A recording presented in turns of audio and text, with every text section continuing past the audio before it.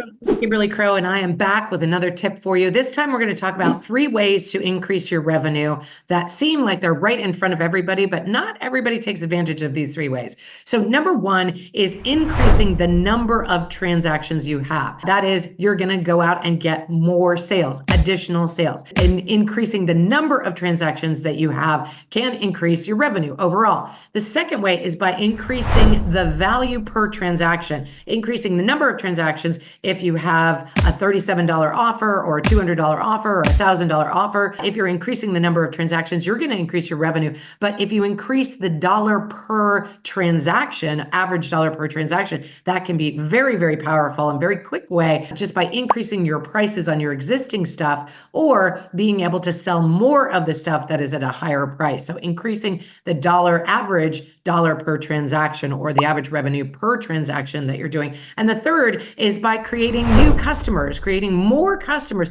additional customers. Now, how can you do that? By going out and creating partnerships with other people who serve similar clients as you do, creating an opportunity to be able to serve a wider audience by getting in front of their folks. My favorite way of doing that is by getting on other people's stages, by getting on podcasts, radio shows, TV shows, web summits, webinars. And a great way to do that is come to Speakers Playhouse. It's a free event every single Thursday from 10:30 a.m. to noon Pacific. You will meet other show hosts and people who have stages to get you on so that you can get out to a wider audience and find new leads that will lead to new customers. All right, ladies and gentlemen, I'm Kimberly Crowe. We'll see you next time. Cheers.